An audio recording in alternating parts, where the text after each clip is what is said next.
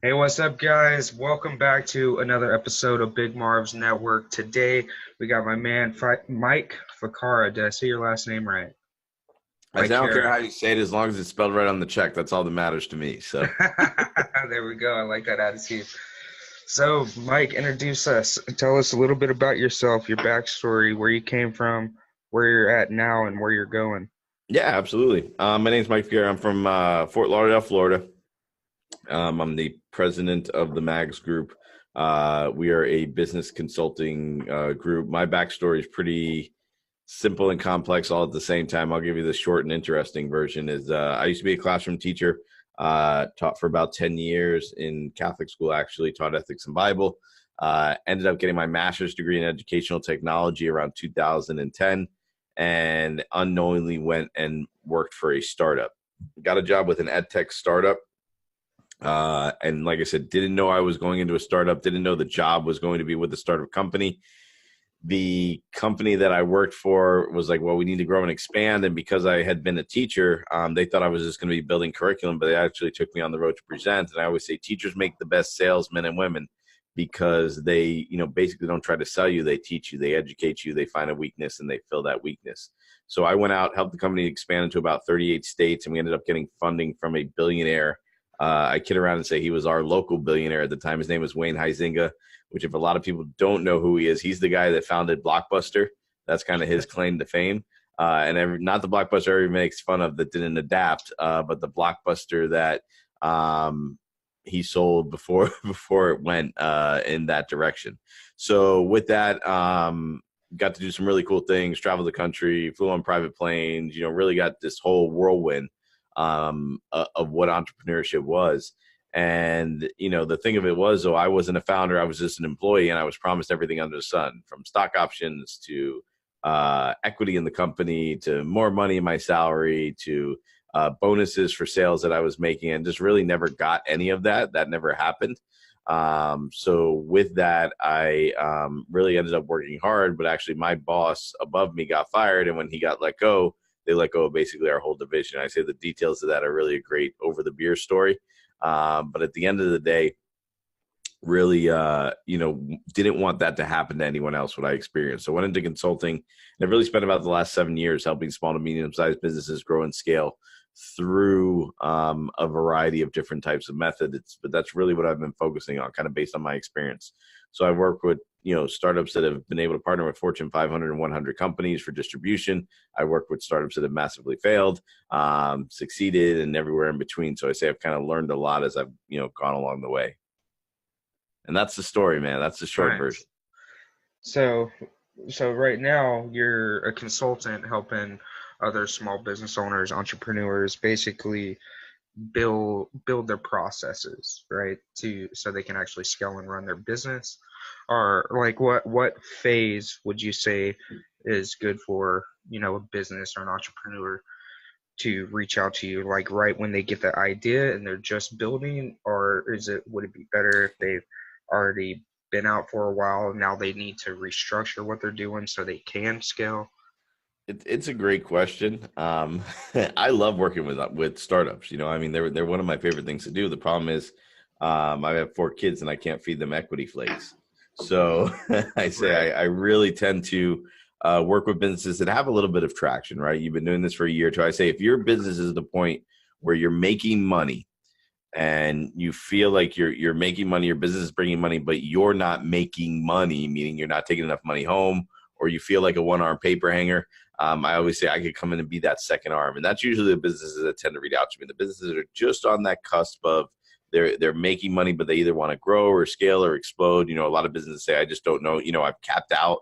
I keep doing well. Systems are in place. Everything's moving. We just can't seem to get past this dollar amount, or we can't move from 6 to 7 figures, or whatever it may be. Those are the businesses that typically tend to reach out to me. Nice. Nice. Yeah, like in the beginning, that's kind of like, when I first started my journey, I was like, I just want to help everybody. I don't care who it is, Yep.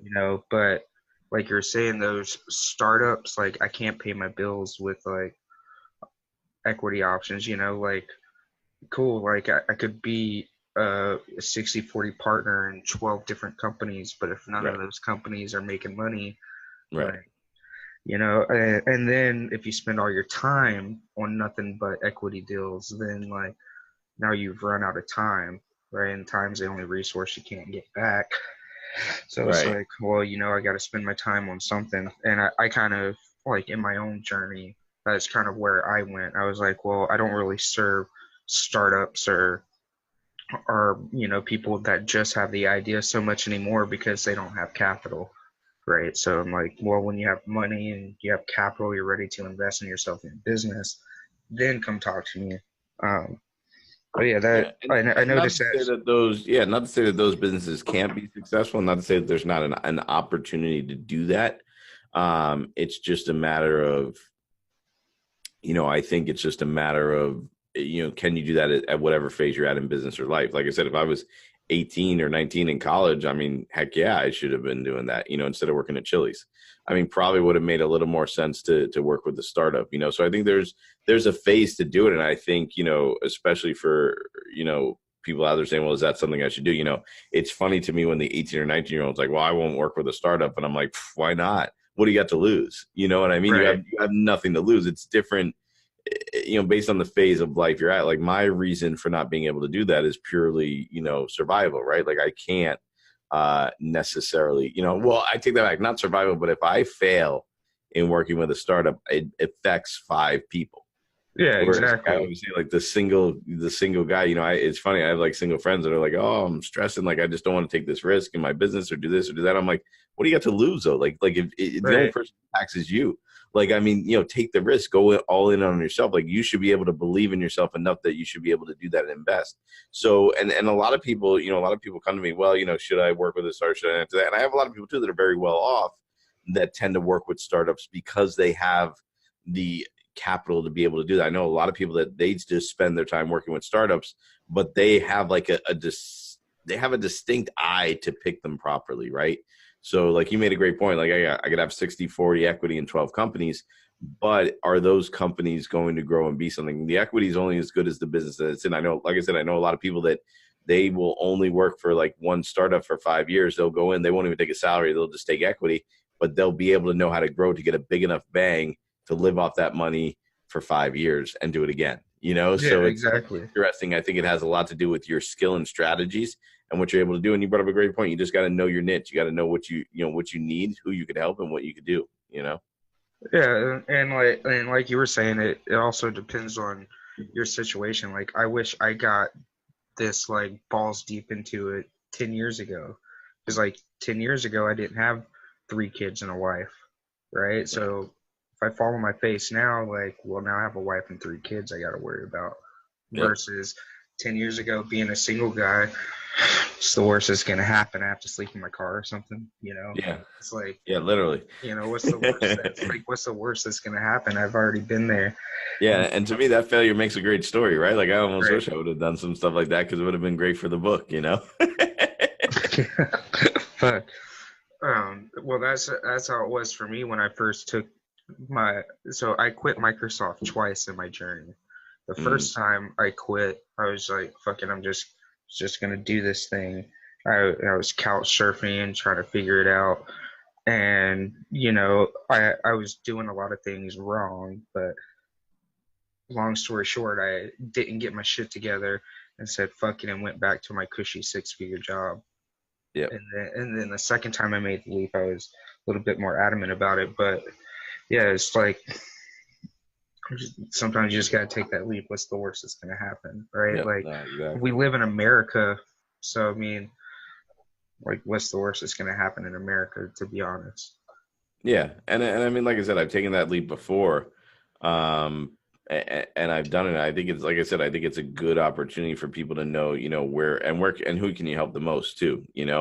The problem with the startup market somewhat is that it's so saturated right now. There's so many people doing it, and it's getting better actually. Really the last few years, I think it's died down, and that hype of entrepreneurship has really, gotten less people to go into it just because, or have just a software idea and they're outsourcing a team, and they really don't know software development or anything like that. And I think the team is another crucial part of it, right? Oh When you yeah, look at business, when you look at success, when you look at the growth of business, I think it's really important to look at who you surround yourself with. Do they have you know, do you have the ability to, and especially in entrepreneurship, I think it's knowing what you know and knowing what you don't know. I think that most people who go into entrepreneurship, and I don't knock people that have taken the traditional path. I think there's some people that are very smart, very able to go and be a doctor or a lawyer or an executive and, take that path. I was never one of those people, which is why entrepreneurship was always something for me. I always felt like I needed to forge my own path. And I think that in entrepreneurship, if you're that type of person, you have to be willing to take the risk. I say you almost have to be dumb enough to be an entrepreneur because you have to, if you're too smart and too calculated, you're not going to be able to make the moves you want. But then again, you also have to worry about, most people who are in that situation, sometimes you're like, well, I don't want anyone to know what I don't know, or I don't want to, anyone to feel like I'm stupid. So you take on too much, right? Right. Which is why, like I said, I like businesses that are a little further along because they've gone through that pain already. And they've already done that. It's tough holding an entrepreneur's hand through that. And I think we all have to go through it because like I said, I've made those same mistakes multiple times. But once you get to the point where you realize the team you need to put together and the people you need to fill the weaknesses you have, your acceleration could go that much quicker. And I think that's one of the most important things in entrepreneurship and in business to be able to do is to surround yourself with the right people, but more importantly, to be able to know how to lead those people. A lot of people lack that leadership skill or that leadership ability to lead people properly. And even if you lack it, the important thing to understand is you could outsource leadership as well. It's just being, not having the ego, I think, to be able to fill that gap. Oh yeah, absolutely. Your network is your net worth. And like, Mm-hmm. as somebody that I started an agency and I was trying to do it all on my own, but I was selling Big Marv, right? I just did an interview with Matt Plapp, and we shared in this resemblance because like right there at the beginning, you're just selling Big Marv, like he was just selling Matt Plapp, and you eventually get to that point of like my time is literally maxed out. Like even if I wanted to do more business, I can't do more business. So I Right. got to that 6-figure point, and I'm like, I can't scale any bigger than this because I physically can't take on any more clients. And Right. once I got the teams and the processes and things in place, boom, it was like magic. But Yeah. And like I said, I think everybody going sees, through those hurdles and figuring that out, though, like I was pig-headed. I was like, yeah. I'm gonna do this all on my own. I think that's a very common, like at least most entrepreneurs I've met and talked to always Yeah. have that attitude in the beginning.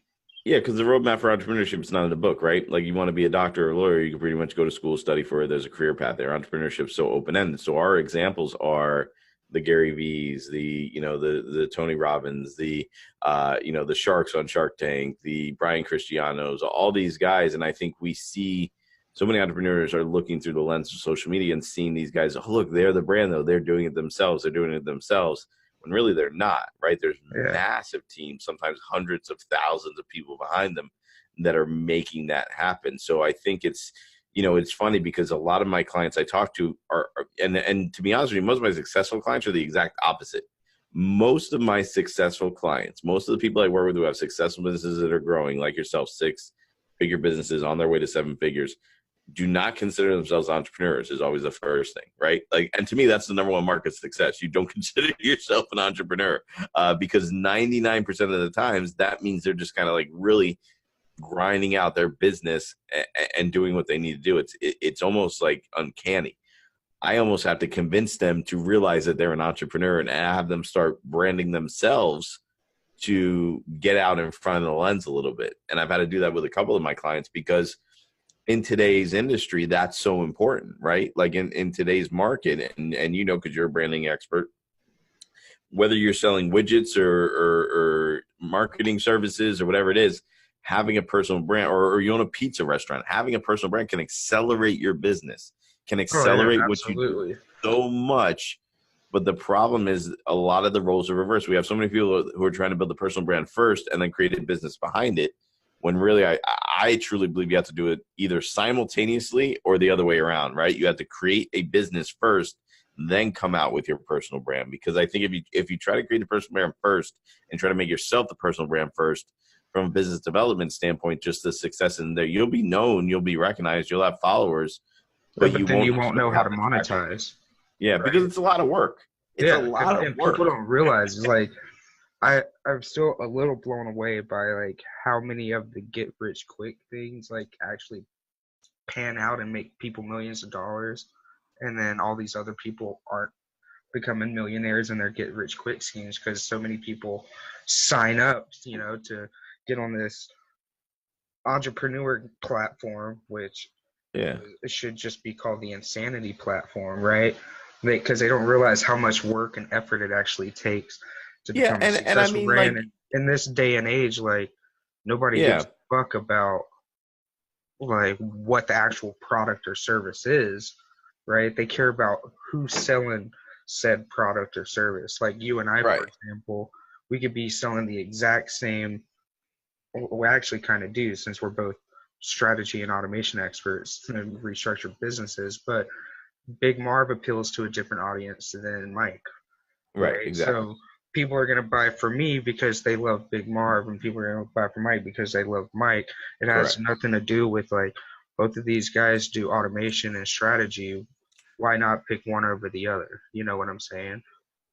And so I think it is very important. That's one of the things I tell a lot of people is like lay out that foundation, lay out that strategy, that automation roadmap before right. you start pushing your personal brand, because then once you start pushing, it's just going to accelerate you that much faster because you already have that foundation in place. Right. And I'd argue, I love when people, say talk about get rich quick schemes or MLMs or anything else. And to me, that's like, look, those things work. But just like being a doctor, you can make a lot of money. Being a lawyer, you can make a lot of money. But it doesn't mean just anyone could be a doctor or a lawyer. I mean, like there's all these platforms out there that you can, buy into or learn to become an Amazon seller or, join this MLM. Like, can you make millions of dollars doing that? Can you be a 7 and 8 figure earner? Yes. But just like being a doctor, just like being a lawyer, you got to study. There's a path. You could succeed or fail at it, and you may be good or bad at it. You know what I mean? Like, there's no way I could have ever become a doctor. Or I mean, you could also make millions of dollars playing basketball, but that doesn't mean that I'm a basketball player. And Gary Vee gives that example all the time. Like, he could play the sport, but he never wants to be it. So, and I think that's the danger of, um, entrepreneurship. And then people get cynical. Well, that doesn't work. No, it didn't work for you. Doesn't mean it Yeah, doesn't work. it definitely Like, does work. Maybe I should correct like my stance on it a little bit because no. I think, and like I said, I I think you're right on it. I agree with you. I think I agree with you. what's wrong is when people say quick, right? Like that Yeah, that's there the is no quick. misconception Yeah. that people get because any MLM, I have yet to come across an MLM that's not actually legit, you know? Right. Like Yep. do I agree with their ethics and their marketing practices? Not necessarily, but is it a foundation where you could realistically make seven figures if you actually put it in the work? Absolutely, but it's just like anything else. You have to establish a personal brand around that. Like, Correct. And look at it's the no different most than the industry. successful click 1% of the people that tend to make that money, right? Yeah, it's no different. like look at the most successful like ClickFunnels or Builder all Yep. affiliates, right? When you look at Spencer Meckham or Steven Larson, what kind of content are they creating? All around ClickFunnels and Right. how to build ClickFunnels. Like you become part of that platform, part of that community. That's how you become successful. But you know how much work it took them to get where they are right now. Yeah. And You I know what I'm will saying? say, yeah. And I think I think speed is such a relative term. Um, you know, I think previously to create generational wealth, if you even go back to the good old 20th century, right before we turned into the great year 2000, to build generational wealth could not be done. It had to be done within a generation, right? Like, and that was quick in some ways, where previously, maybe before the 70s, it had to be done in 2 generations. You know what I mean? And then before that had to be done in 3 generations. Whereas now you can build, I think, generational wealth for your family within a decade, which when you think about it in hindsight, that's pretty freaking quick. Oh yeah, absolutely. Like, I Like mean, you got, my personal roadmap is I'm 2 years in at six figures and I expect to be at seven by 5 years in. right. You know what I'm So, I mean, saying? when you So, think about that, but 20 years ago, I don't think I could do the same thing I'm doing today. yeah. Yeah, and you know, that's kind of like the speed at which we're at. The problem is it's not fast enough, right? Like people are like, oh, within 12 months, like you know, can I change my income? Sure. You may be able to change it from like, you know, a 5 to a 6 figure income, but a low 6 figures, which isn't a lot of money nowadays if you're running a business. Yeah. Um, and that's fast, right? Like that's crazy fast. Yeah, because Or you like could if build you think about generational it, wealth in 5 to 10 years. That's fast. But the problem is we're like, no, like fast is like go buy a lottery ticket today and you won tomorrow. That's the fast wealth that I think people want, right? We're such an immediate gratification yeah, society that they're it's like not fast enough, right? I It's not I want the binge million wealth. tomorrow. I want the Yeah, million in 6, or I want the million in 12 months. Like that's like can you make a million in 12 months? Sure. absolutely. But like statistically speaking, it's not going to happen for most people. But if you're making, let's say, 15 bucks an hour right now, what is that, 30K a year? Yeah, I don't know. I'd have to do the math. I'm just going to throw out a number, 30K a year. If you could go from making 30K a year to 100K a year in 12 months, that's pretty good. You tripled your salary. yeah, And like a year is not like it when you think about it, if when you go to college, like what kind of degrees would you have to get and how much time would you have to commit to even be in the running for a six-figure salary out the gate? You know what right. I'm saying? So if you can give yourself a six-figure salary in a year with today's technology, and like there's so many proven strategies and processes, like literally anybody on this planet could do that if they put in the work. Like, oh, why not like just do it? Yeah, and I think it's the work and the investment, right? The other thing that intrigues me, I think we live in a falsely free society.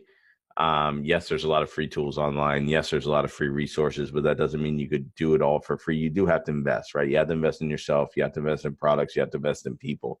And you know the parallel, you know, and everyone says, and I know you mentioned you got 3 kids. You know, everyone says to me with 4 kids, you know, are you saving immense amounts of money for college and you're doing this, you're doing that? I said, listen, I don't know what college is going to look like for, you know, my youngest kid is 1. So I don't know what college is going to look like in 17 years. You know, I don't know whether or not that's going to be the best option for them. You know, you look 17 years ago, you know, maybe college was the best option for you, but now it's not. And the other thing is that, you know, it always amazes me how people are willing to sacrifice money now to send their kids to college or sacrifice going into debt to go to college. And I don't think there's anything wrong with that if you have a clear path or goal. If you're doing it to get a liberal arts degree, you're crazy. I mean, if you're doing it for law school or to be a doctor and that's your passion, that's your dream, great.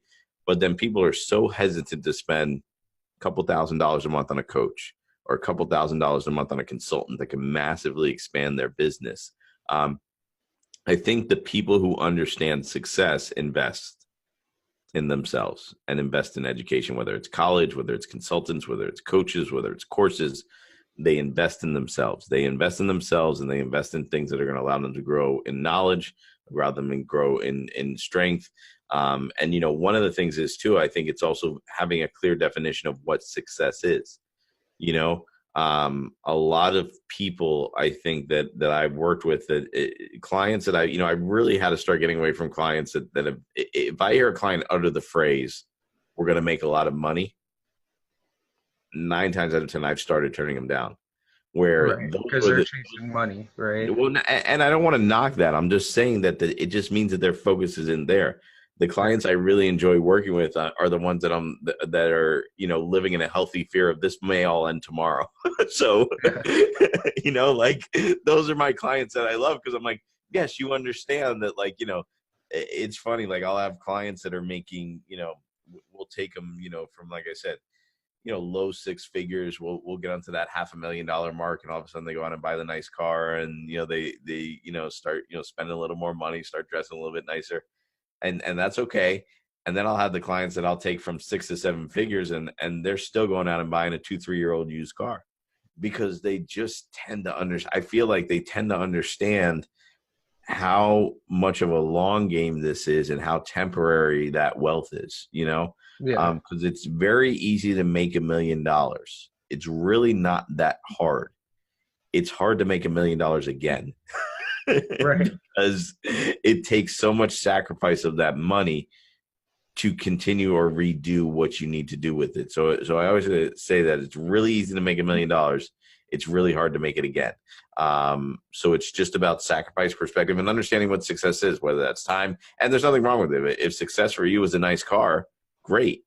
But then understand, not when you have enough money to buy the nice car, when the nice car no longer comes with the sacrifice of a car payment. That's when you could buy it. You know what I mean? And Yeah. that's what most of my successful and wealthy clients have figured out. Well, it's just, like, I'll give you an example. My wife is a nurse.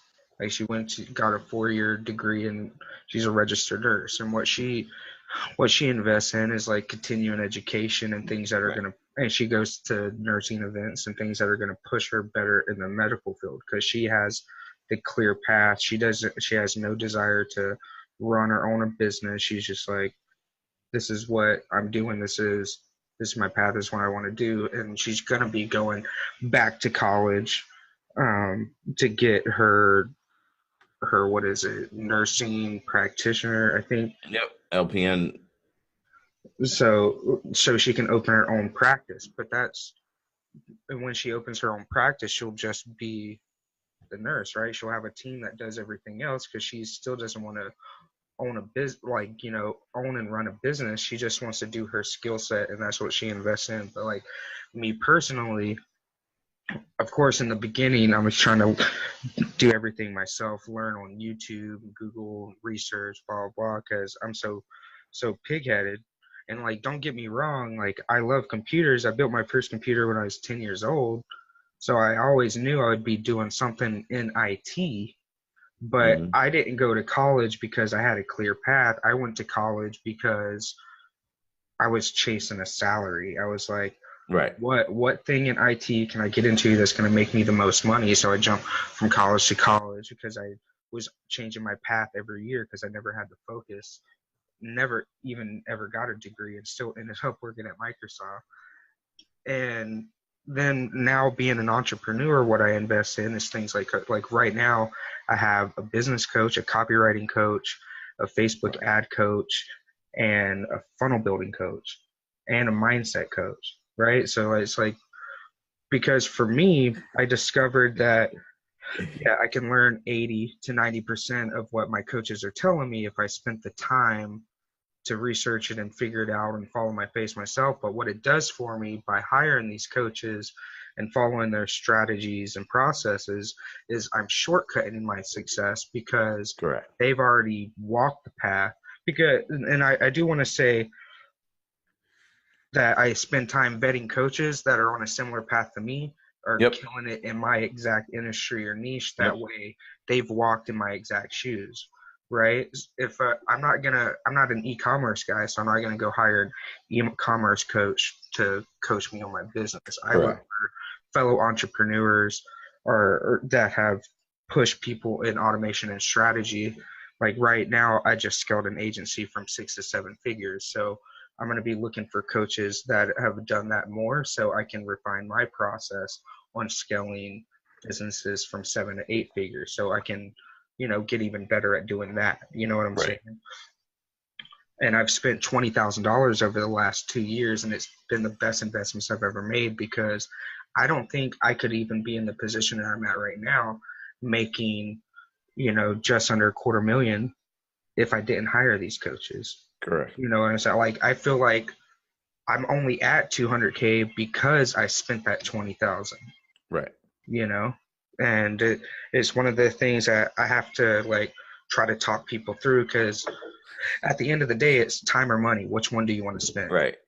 Which Can, define? can, Yeah. can you build a sustainable $1 million business on your own without hiring coaches, without going to courses, without doing events, without Correct. networking? Absolutely. It's going to take you 3 to 5 years. Yeah. Yeah, and Can, it's can just you about do it in skipping a levels. shorter time span? Absolutely. It's going to take you capital, though. Yep. You know. Yeah, and I think the funny thing is, obviously you're doing that and you're hiring coaches, and and your wife going back to college, everyone will congratulate your wife for going back to college and going to school. Oh, that makes sense. Good for you. Congratulations. Good on you. And it makes, and there's nothing wrong with that. I think that's good, but I think it is funny when you tell somebody, oh, I hired like a coach, or I hired a business, or I hired a mentor, like, or I hired a life coach. People roll their eyes, like, well, how do you know they're good? Isn't that a waste of money? Isn't this, is that?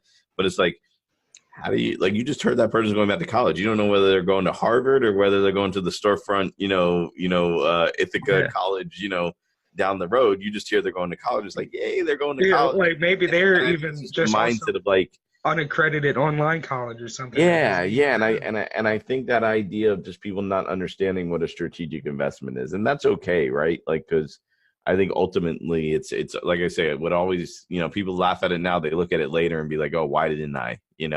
Oh, this is the bubble, and you're in tech, so oh, this is a bubble. Don't invest, don't do this. But okay, yeah, and then when the bubbles burst, they're like, haha, I see. They're like, yeah, but plenty of people, and I always love going back to the Wayne Huizinga story. One of the great things about Wayne and when he invested in the company, hearing the story of how he knew when to sell companies, how he knew when to walk away. And it's just, he always knew what he needed to do to make that happen. And I think successful people know how to move in and out of investments, ride the waves, like, no pun intended. They know how to ride the waves, and more importantly, they know when to get off. Yeah. And, you have the people that stand, I say, on the sand and then point and be like, oh, look at the wave. It's going to crash. It's going to crash. It's going to crash. And then when it crashes, they're like, aha, I see. But the guy that was out there on the surfboard riding the wave had the time of his life. And that's the most, and too many people worry about the people on the beach instead of just staying in their moment and enjoying riding the wave.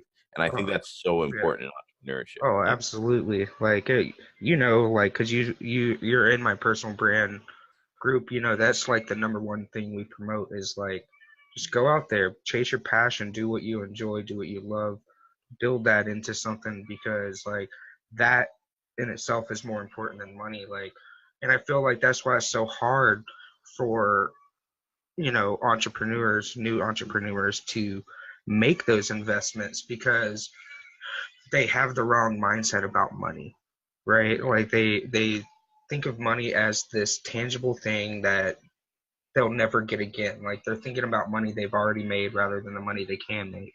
Right. So and they don't realize like the price is what you pay, but the value is what you get out of these things. So you should look at all of these things as not like this cost me $1,000 or this cost me $500 or this cost me $5,000. You should look at it as this is an investment that could potentially bring me X, Right. right? And look at it as that, and look at investments as what they are. They may or may not pay off.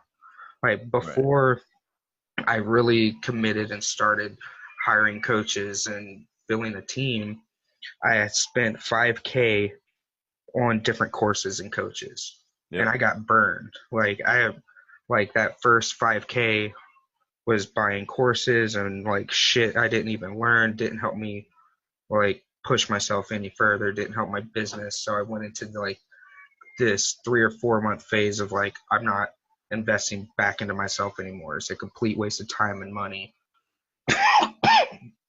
And then I started getting ads from this dude named Billy Jean. I'm sure Hmm. you know who Billy Jean is. Yeah, absolutely. He's the Um, quiet one.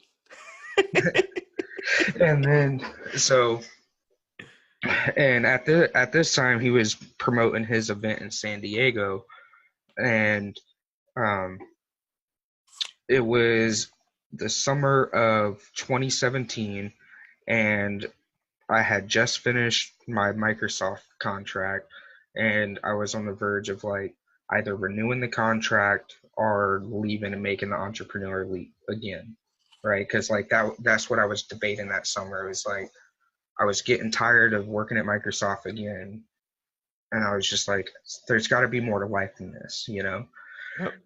And so I had 5K in my bank account, and I was like, fuck it. I spent I think 2 or 3K to go to Billy's event, like after hotel and airfare and food and blah blah blah blah blah. And basically at that event, I invested the extra money so I could have the VIP one-on-one meeting with Billy. And Billy told me, like I asked the question, I was scared to make the leap, and I was like, like I I already have this cush whatever at home. Like, should I do it? I don't know if I'm gonna succeed. I've spent all this money already, and nothing's come out of it. I was just in that mindset of like money, money, money. I'm not making shit. I'm not doing shit. Money, money, money. And he Yep. was just like, dude, you're the real deal. Like, you've literally been building computers for 20 years and you work at Microsoft. Like, just put your shit out there. Just put your content out there. Like, people are gonna like you. People are gonna enjoy you. Some people are gonna hate you, but the thing is, you just got to make the leap. And then after that, I invested in more of his courses and I started applying the strategies. And I literally saw like month two, it was a 10K month. Month three, 40K month. Month four, 50K month. It was like boom, boom, boom, boom, boom. After following these strategies in Billie Jean, and I was just like, okay, that was it. I just made bad investments for like that's when it finally switched and clicked in my Yeah. head was those were just bad investments at first. I need to spend more time finding people that are actually doing what I'm doing Yeah. and and getting into those networks versus just buying the shiny toys. That it's just Yeah. how did you word it earlier? Smart investment, smart strategy. You know, Yep. Yep. And like I said, I mean, I think you hit on a great point. The first thing too is getting out, if I say, if you're not on a plane at least once a quarter, you're doing something wrong. When it comes to personal development, only because, and like I give the example, my coach she lives on the West Coast and I live on the East Coast. Why? Because I need a completely different perspective for my business. If I hired a coach that lived up the road, for me, I feel like you just get your own dog food. I really like that outside perspective. And more importantly, like you mentioned, you can, and I think online courses are important. I think it's a balance, right? It's a recipe. Because if you're just doing online courses or paying for every online course, oh, I'm not getting anything out of this. Yeah. Like you need to go and fly places. You need to be sitting around other people who are in the same boat you are, shaking their hands, asking them questions.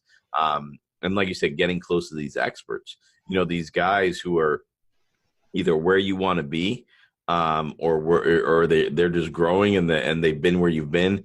That's so important to go talk to these people. And there's obviously and I don't want to, I'm not diminishing anybody, but there's the big A-list guys, the Gary V's, the Tony Robbins, the Robert Herjavec's, the Mark Cubans. Those are the big super celebrities, right?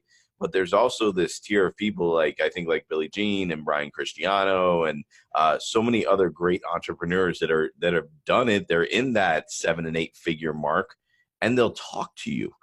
Like you can yeah, literally like DM them. You can fly to their conference and they'll have a session with you. And I think that in realizing that, and I fell victim of not realizing that and how important that was. And I stayed behind the computer for so long. You can ask them to be on your podcast. You can ask them to do different things, and you can learn from them. And like you said, they're going to push you. And I think it's so funny. It's like, I'm sure Billie Jean didn't tell you anything you haven't told yourself before. He just yeah, confirmed it, right? And it came from that outside thing. So I think the ability to do that and looking for those type of conferences. Also, I say, don't be a conferenceaholic and go to every conference and never learn anything and never grow. But the conferencing is where the networking takes place. It's where you can meet people that could be potential clients. It's where you can find people with strengths and weaknesses for your teams. Some of the best connections in business I've done has been at events. And like you said, you may have spent that last 5,000 you had, but look at the ROI on that. You know what I mean? yeah. And yes, and maybe throwing, and I'm not knocking online courses. I think they're important. Like I said, I just think they're a part of the recipe. But if you put that full 5,000 into one online course or one college course, you may have not gotten the networking or the connection or the mentoring that you needed. So I think it's always important to do, like any good investment, right? Like anyone who invests and makes a lot of money diversifies, right? It's always better to buy a mutual fund than it is just a single stock because it's diversified. It's in multiple different places. Same is true, I think, of entrepreneurship and business. You need to diversify. You should be going to conferences. You should be, networking at free networking events. You should also be going to paid networking events. You should be taking an online course. I mean, and if you put this recipe together, I think it is able to give you both the financial and believe it or not, the more time you invest in that, the more time you get, you know? Oh yeah, absolutely. And like you said, it's a perfect recipe, right? It's a perfect recipe of the right courses, the right coaches, the right events, and taking action. Can't forget about that last one. It's like you Yeah. go to these events, you network, you get these ideas. You need to go home and take action. Yep. It's always important to take imperfect action Accept things will never be perfect and take imperfect action, uh, Yeah. Yeah, rather and fail than forward. wait You for know, I things mean, to you're get gonna make better. mistakes. I mean, no one ever said, "Hey, I mean, even, I kid around. I say everybody loves LeBron, but LeBron made more mistakes than anybody, but he keeps learning from them. You could knock him, you could say you could not like his path, but he kept learning from his mistakes and adjusting, learning from his mistakes and adjusting, learning from his mistakes and adjusting. And more importantly, I feel like he always tried to go into situations almost where it looked perfect, but it was perfectly imperfect, and he learned and adjusted, learned and adjusted. And I think if you do that in business and don't get worried about failing or succeeding, just get worried about doing, you're going to win. You know I what I think mean? I read a stat the other day. Kobe has missed over 13,000 something shots Yeah. in his career, but he's one of the best basketball players. Yeah. And But like I said, if you keep trying and you keep doing, people are going to see that and they're going to recognize your work ethic more than your successes and failures. You know, you're going to recognize you work hard more than and they're going to recognize your consistency. And people see that, right? Because success could be faked, popularity could be faked, but you can't fake work ethic. You yeah, can't, you you know, absolutely can't. you just Like can't. people are gonna see if you're hustling or not. Yeah. So, Um, and like finding that perfect recipe and just progressing every day is how you truly get there, is with that work ethic. yep. Like my business partner that I have right now with my best converting funnel is somebody that I met in the Billie Jean group that first met, Yep. you know. And I would have never met him had I never went to that event and shook those hands and got really invested in the group, because I don't know if I would have gotten as invested into the group if I never made the in-person appearance. You Yep. know what I'm saying? But I also don't buy every single course he releases because it's not it doesn't always align with what I'm doing, right? Like Correct. I don't do some things in my business, so I'm not gonna learn those skill sets because I want to spend my time learning other things. And as you scale, like you have different things that you do as a business owner, so you gotta focus on different skill sets. I like using Gary's 80-20 rule. Have you heard that? Yep. Yeah. Yeah. Of you course. know Of course. you focus 80% on one thing, which is the one funnel that I have with my partner, and then the 20% is me focusing on my personal development and my side projects, or like my equity deals, right? Because I do have three startups that I'm helping right now on equity terms, but those are I only spend 20% of my time on those things. You know what I'm Yep. saying? While the other 80% is on this one brand or this one business, building that up. Yep. No, 100%. Well, listen, brother, I'm coming up on another meeting because, like you said, I'm on the East Coast, man. I'm already flying. I admire you getting up early, though, because Oh that's no, my I haven't struggle, gone to man. Waking bed up yet. early. Yeah, but any last questions or anything from me before I got to jump off? Oh no, no. Like I said, this is just a unscripted get to know you for a little bit. So before we let you go ahead and drop your links. Let us know how we can get in touch with you, how we can reach out to you if anybody would like to reach out and connect. Yeah, man, 100%. I really appreciate that. Really simple. Just go to mikeficara.com, MikeFicara.com. Same thing, is search me on all social media and find me with those handles as well. Links to my business there, a little bit bio about me. And like I said, you could always schedule a 30-minute call with me. I'm more than happy to talk with you and get to know a little bit more about your business and what you're doing and see if we can work together. If not, follow me. I'm always dancing on my videos and having a good time. So I always appreciate everybody who just wants to come along and have some fun. All right, fuck yeah. And you guys, I'm going to show you guys a sneak peek of his website. It's called the magsgroup.com. So if you want to reach out to Mike and, like he says on his page, take your business to the next level, reach out to him. He works with Jose Flores. If you guys don't know him, he is a speaker. He goes out and helps people, get their shit together because he is an incredible entrepreneur, Yep. and he goes out there regardless of his personal situation, and he makes shit happen. So, and as somebody that's built a funnel for Jose, like he's a good dude too. So I just see the things that Mike does in the community, wanted to get him on the show, and share a story with more people. So thanks again, Mike, for being on the show. You guys don't forget to tune in next Friday for another great interview with another awesome entrepreneur. This is Big Marv on Big Marv's Network. One love, guys. I appreciate it. Yep, have a good one.